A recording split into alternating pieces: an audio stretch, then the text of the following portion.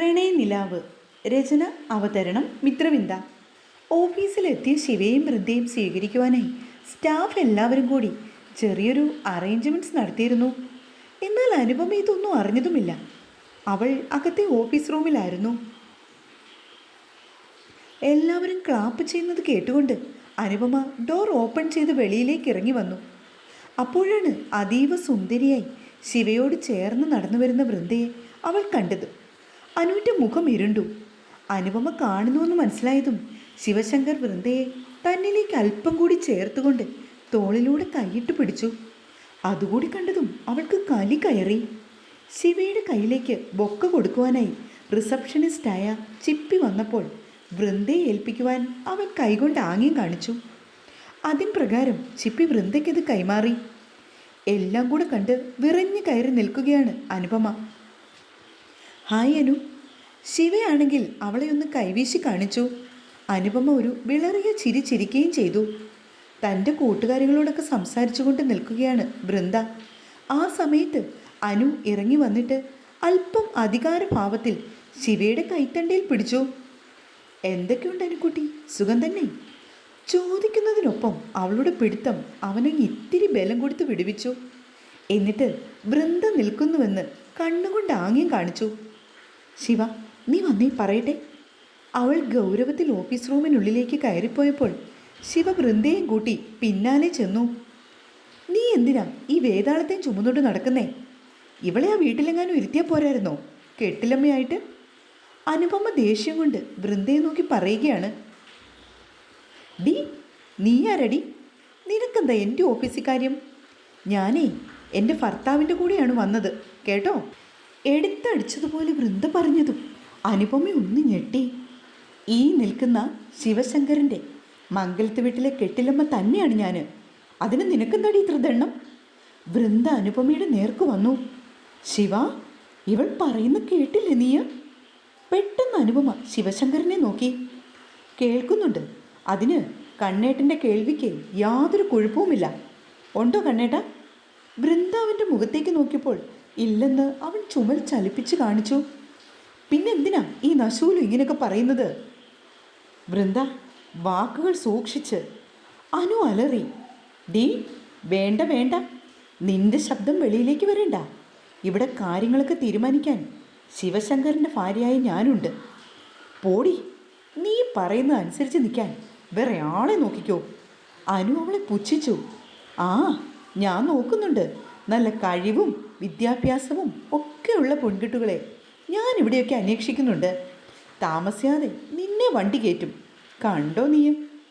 ശിവ, ഇവൾ പറയുന്നതൊക്കെ കേട്ടിട്ട് നീ എന്താ ഒന്നും മിണ്ടാത്തത്? അനു ഇനിയും ശിവയുടെ മുഖത്തേക്ക് നോക്കി. ഡി, കണ്ണേട്ടൻ എൻ്റെ ഭർത്താവാണ്, എൻ്റെ സ്വന്തം. അതിനിടയ്ക്ക് നീ ഇങ്ങനെ ശിവ ശിവ എന്ന് വിളിച്ച് ഈ മനുഷ്യനെ ശല്യപ്പെടുത്താതെ ഒന്ന് മാറിപ്പോകുന്നുണ്ടോ? ഞങ്ങളുടെ ജീവിതത്തിലെ ഏറ്റവും വിലപ്പെട്ട മുഹൂർത്തങ്ങളിലൂടെയാണ് ഞങ്ങൾ കഴിഞ്ഞു പോയിക്കൊണ്ടിരിക്കുന്നത്. അതിനിടയ്ക്ക് വയ്യാവേലി. ഛേ, നല്ല മൂടും പോയി അല്ലേ കണ്ണേട്ട? വൃന്ദശാം ശിവയുടെ കവളിൽ ഒരു കടിവെച്ച് കൊടുത്തതും അവൻ പോലും അക്ഷരാർത്ഥത്തിൽ തരിച്ചുപോയി. ദേ, എനിക്കിവിടെ വല്ലാണ്ട് വേദന പോലെ, ഒന്ന് നോക്കിക്കേ. വൃന്ദ തൻ്റെ ഇടുപ്പിലേക്ക് കൈ ചൂണ്ടി. എന്നിട്ട് ശിവയുടെ വലങ്കൈ എടുത്ത് അവൾ തൻ്റെ ഇടുപ്പിലേക്ക് അമർത്തി. ഒന്ന് നോക്കി കണ്ട് ചെയ്യണ്ടേ കണ്ണേട്ട? എനിക്കാണെങ്കിൽ വയ്യ. ഓ, ഒന്നിരിക്കട്ടെ. വല്ലാത്തൊരു ആലസ്യത്തിൽ വൃന്ദ കസേരയിലേക്ക് ചാരിയിരുന്നു. ഓ, എൻ്റെ നടുവിനൊരു കൊളുത്തിപ്പിടുത്തം പോലെ. കണ്ണേട്ടാ, ഇങ്ങോട്ട് വന്നേ. എന്തു പറ്റി വൃന്ദ? അവൻ അപ്പോഴേക്കും അവളുടെ അടുത്തേക്ക് വന്നു കഴിഞ്ഞു. അച്ചിക്കൊന്തൻ. ശിവ, എന്നെ ചതിച്ചിട്ട് ഇവിടെ കൂടെ പൊറുക്കാമെന്ന് നീ കരുതണ്ട കേട്ടോ. ഇതാള് വേറെയാ. അനുപമയെ നിനക്ക് ശരിക്കും അറിഞ്ഞുകൂടാ. തൻ്റെ ബാഗെടുത്ത് തോളിലേക്ക് ഇട്ടുകൊണ്ട് അനുപമ ശരവേഗത്തിൽ പുറത്തേക്ക് പോയി. ഊറിച്ചിരിച്ചുകൊണ്ട് ശ്വാസം ഒന്ന് എടുത്തു വലിച്ച് വൃന്ദ ഇരിപ്പിടത്തിൽ നിന്ന് എഴുന്നേറ്റു. ഒരു നിമിഷം കൊണ്ട് ശിവ അവളെ പിടിച്ച് തൻ്റെ മടിയിലേക്ക് ഇരുത്തിയതും അവൾ പതറിപ്പോയി. അതെ, കുറച്ചു മുന്നേ എന്തൊക്കെയാണ് ഇവിടെ കാട്ടിക്കൂട്ടിയത്? ഈ പാവം ഞാൻ തന്നെ എന്ത് ചെയ്തു എന്നാ? എവിടെയാ വേദന? ഇവിടാണോ? നോക്കട്ടെ. അവൻ അവളുടെ ഇടുപ്പിലൂടെ ഒന്ന് വിരൽ കൊണ്ട് അമർത്തിയതും വൃന്ദ ചാടി എഴുന്നേറ്റു. ഞാൻ വെറുതെ അനു മേഡത്തിൻ്റെ മുൻപിൽ വെച്ച് സോറി എങ്ങനെയൊക്കെയോ അവൾ പറഞ്ഞൊപ്പിച്ചു. ശരി ശരി, ഈ ഗുണ്ടുമുളകാണ് കൊള്ളാം കേട്ടോ, എനിക്കിഷ്ടമായി. നല്ല എരിവുള്ള സാധനമാണല്ലേ. അവളുടെ കവിളിൽ പിടിച്ചു വലിച്ചുകൊണ്ട് അവൻ ചിരിയോടെ പറഞ്ഞു. എന്തൊരു കടിയോ കടിച്ചത്, പകരം വീട്ടും കേട്ടോ, ഇല്ലെങ്കിലേ എനിക്കൊരു മനസ്സമാധാനം കിട്ടില്ല. അവളെ നോക്കി അവൻ ഒന്ന് കണ്ണിറുക്കി കാണിച്ചു. മേഡത്തിനോട് വെറുതെ പറഞ്ഞതാ, സോറി. ഓ ആയിക്കോട്ടെ, ഞാൻ പക്ഷെ കാര്യമായിട്ടെടുത്തു, സോറി. അവൻ അതേപോലെ തിരിച്ചും പറഞ്ഞു. അപ്പോഴേക്കും ശിവശങ്കറിൻ്റെ ഫോൺ ശബ്ദിച്ചു. നോക്കിയപ്പോൾ കിഷോറാണ്. ഹലോ കിഷോർ. ആ ശിവ, ഞാനേ ഇന്ന് ഇത്തിരി തിരക്കില്ല, നാളെ വന്നാൽ മതിയോ? മതിയിടൂ, നാളെ വാ, നോ പ്രോബ്ലം. അവൻ മറുപടിയും കൊടുത്തു. കിഷോർ ഫോൺ കട്ട് ചെയ്ത ശേഷം അനുപമയോട് ഹോട്ടലിലേക്ക് വന്നോളൂ എന്ന് മെസ്സേജ് ചെയ്തു. ശിവയോടുള്ള വാശി, വൃന്ദയുടെ കൊഞ്ചിക്കൊഴിഞ്ഞ മുഖം ഓർത്തപ്പോൾ അനുപമയ്ക്ക് ദേഷ്യം ഇരച്ചു കയറി. ബ്ലൂ മോണിൻ്റെ മുൻപിൽ വണ്ടി കൊണ്ട് ചവിട്ടി നിർത്തിയ ശേഷം അവൾ പുറത്തേക്കിറങ്ങി. കിഷോർ, ഞാനെത്തി, വേഗം പാടോ. ദാ വന്നു മുത്തേ, ഒരു 15 മിനിറ്റ്. അവൻ കുറച്ച് ദിവസമായിട്ട് ആഗ്രഹിക്കുകയാണ് അനുവുമായിട്ട് ഒരു കൂടിച്ചേരൽ. നാളെ മുതൽ കോളേജിൻ്റെ മുൻപിൽ ഒന്ന് വെയിറ്റ് ചെയ്യണം, ശ്രീപ്രിയെ കാണണം. പല പല പദ്ധതികളായിരുന്നു അവൻ്റെ ഉള്ളിൽ നിറയെ. പുതിയ പെണ്ണിനെ കാണുവാൻ വേണ്ടി അയൽവീട്ടിലെ കുറച്ച് ചേച്ചിമാരൊക്കെ വന്നിട്ടുണ്ട്. ഷീലയാണെങ്കിൽ പ്രിയയെ വിളിച്ച് എല്ലാവർക്കും പരിചയപ്പെടുത്തി കൊടുത്തു. ദിവ്യയും മണിക്കുട്ടിയും കൂടി അവർക്കൊക്കെ ചായയും പലഹാരവും എടുത്തു വെച്ചു. ദിവ്യയുടെ അമ്മായിയമ്മയും നാത്തൂനും ഒക്കെ ഉണ്ട്. അവരൊക്കെ നല്ല ആളുകളാണ്. വളരെ സ്നേഹത്തോടെയാണ് പ്രിയയോട് സംസാരിക്കുന്നത് പോലും. എന്നാൽ അയൽവീട്ടിലെ തങ്കമണിയമ്മയ്ക്ക് ഒരിത്തിരി ചൊറിച്ചിൽ പോലെ. എൻ്റെ ഷീലെ, 10 പൈസ സ്ത്രീധനം പോലും വാങ്ങാതെ ഇന്നത്തെ കാലത്ത് എങ്ങനാടി? പെണ്ണിൻ്റെ വീട്ടുകാരുടെ യോഗം, ചുളുവി കാര്യം നടന്നു. ആദ്യക്കുട്ടനൊരു പാവായിപ്പോയി, ഇല്ലെങ്കിൽ കാണായിരുന്നു. എന്നായാലും കഷ്ടം തന്നെ. എടുത്തടിച്ച പോലെ അവർ പറഞ്ഞതും പ്രിയയ്ക്ക് ഒരുപാട് സങ്കടം തോന്നി. എടി കൊച്ചേ, എല്ലാം വാരിക്കെട്ടിക്കൊണ്ട് ഓടിപ്പോരുമ്പോഴേ എന്തെങ്കിലുമൊക്കെ കരുതണ്ടായിരുന്നോ? ലത പറഞ്ഞത് കാതിപ്പൂ പോലും ഇല്ലാതെയാ നീ വന്ന് കയറിയെന്നാ, നേരാണോടി? ആണെങ്കിൽ ചേച്ചിക്ക് എന്നാ കുഴപ്പം? മേടിച്ചു കൊടുക്കാൻ വല്ല ഉദ്ദേശവുമുണ്ടോ? പെട്ടെന്നായിരുന്നു ആദിയുടെ ശബ്ദം എല്ലാവരും കേട്ടത്. ഞാനും എൻ്റെ അമ്മയും കഴിയാൻ പോകുന്നത് എൻ്റെ പെണ്ണിൻ്റെ കുടുംബത്തിൽ നിന്ന് കൊണ്ടുവന്ന് തരുന്നത് എടുത്തിട്ടൊന്നുമല്ല. ഇത്രയും കാലം സ്വന്തമായിട്ട് അധ്വാനിച്ച് കാശുണ്ടാക്കി തന്നെയാണ് ഞാൻ ജീവിച്ചത്. ഇനിയും അതങ്ങനെ തുടർന്നു പോയിക്കോളും. ആദ്യം ഉറക്കെയാണ് പറഞ്ഞത്. അത് കേട്ടതും തങ്കമണിയമ്മയുടെ മുഖം ചെറുതായി ഒന്ന് മങ്ങി. അല്ലടാ കൊച്ചേ, ഞാൻ വെറുതെ പറഞ്ഞെന്നേ ഉള്ളൂ, അല്ലാണ്ട് അതിൽ നീയൊന്നും തെറ്റിദ്ധരിക്കല്ലേ. ആ ആയിക്കോട്ടെ. അവൻ അവരെ ഒന്ന് അടിമുടി നോക്കി. പ്രിയേ, ആദ്യം വിളിച്ചതും പ്രിയ അവനെ ഒന്ന് നോക്കി. റൂമിലേക്ക് വന്നേടി പറഞ്ഞുകൊണ്ടവൻ തിരിഞ്ഞു നടന്നു. ആദ്യക്കുട്ടി നല്ലവനാ, സ്നേഹമുള്ള പയ്യനാ. അതുകൊണ്ട് ഈ കുട്ടിക്ക് സുഖമാ അല്ലേടി രമേ? മതി ചേച്ചി, നിർത്ത്. അവരായി അവരുടെ പാടായി, അതുങ്ങൾ എങ്ങനെങ്കിലും ജീവിച്ചോളും. രമയും ഈർഷ്യയോടെ എഴുന്നേറ്റ് പോയി. ശ്രീപ്രിയ മുറിയിലെത്തിയപ്പോൾ ആദ്യ അലമാര തുറന്ന് എന്തോ എടുക്കുന്നത് അവൾ കണ്ടു. അവളുടെ സാമീപ്യം അറിഞ്ഞതും അവൻ മുഖം ചെരിച്ചു നോക്കി. ഇന്നലെ താൻ വാങ്ങിയ കമ്മലെടുത്ത് അവളുടെ നേർക്ക് നീട്ടി. ഇതെന്താ ആദ്യേട്ടാ? അവൾ അതിലേക്ക് സൂക്ഷിച്ചു നോക്കി. പെട്ടെന്ന് ആദി അതവളുടെ വലത് കൈയിലേക്ക് വെച്ചു കൊടുത്തു. തുറന്നു നോക്ക്. ആദ്യം പറഞ്ഞതും ശ്രീപ്രിയ ആ ടിൻ തുറന്നു. കമ്മൽ കണ്ടതും അവളുടെ കണ്ണുകൾ രണ്ടും നിറഞ്ഞു തൂവി. ഇതിട്ടോടി, വെറുതെ നാട്ടുകാരെ കൊണ്ട് ഓരോന്ന് പറയിക്കണ്ട. ആദ്യം പറഞ്ഞപ്പോൾ അവൾ പിന്നെയും കരഞ്ഞു. കരയണ്ട, ആളുകൾ എന്തേലുമൊക്കെ പറയും, നീ അതൊന്നും മൈൻഡ് ചെയ്യണ്ട. ആദിയുടെ നെഞ്ചിലേക്ക് വീണുകൊണ്ട് അവൾ പൊട്ടിക്കരഞ്ഞു. ഒരുപാട് സങ്കടം ഉള്ളിൽ ഒതുക്കിക്കൊണ്ടാണ് ഇത്ര നേരം തൻ്റെ പെണ്ണ് നടന്നതെന്ന് അവന് വ്യക്തമായി അറിയാം.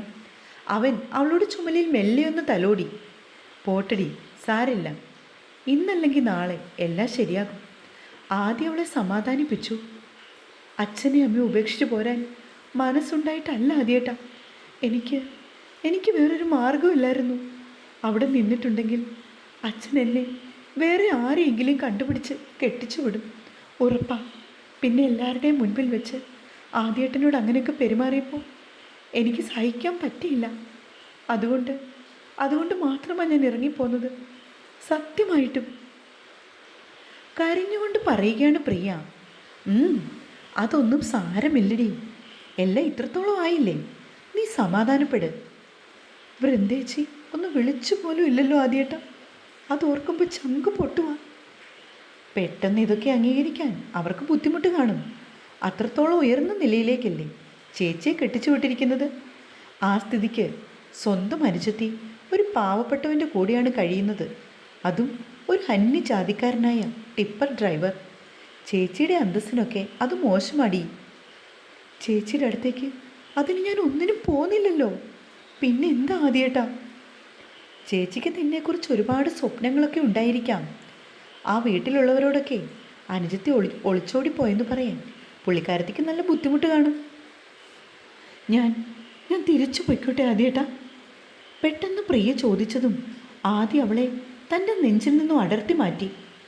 എങ്ങോട്ട് പോയിക്കോട്ടെ എന്ന് ചോദിച്ചതും അവൻ്റെ നെറ്റി കൂർത്തു. ആദ്യേട്ടൻ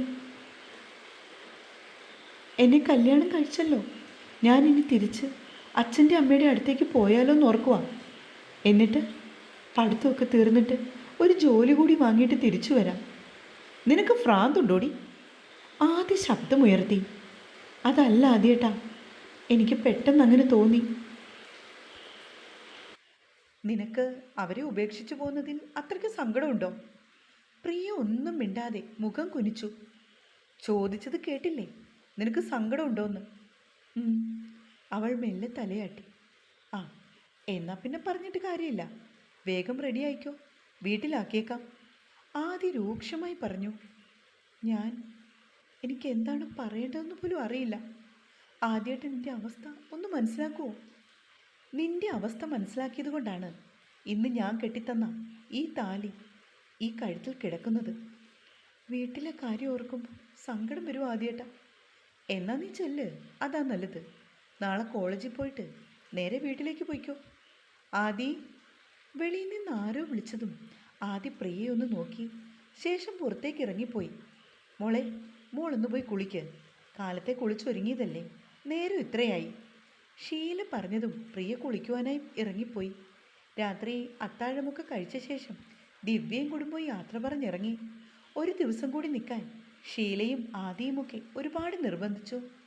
എന്നാൽ രാജീവിന് അത്യാവശ്യമായി ചെയ്തു കൊടുക്കേണ്ട ഒരു പെയിൻറ്റിംഗ് വർക്ക് ഉണ്ടായിരുന്നു. അതുകൊണ്ട് അന്ന് രാത്രി തന്നെ അവർ മടങ്ങിപ്പോന്നത്. ദിവ്യ പോകുന്നതിന് മുന്നേ സോമനമ്മാവനും കുടുംബവും യാത്ര പറഞ്ഞിറങ്ങിയിരുന്നു.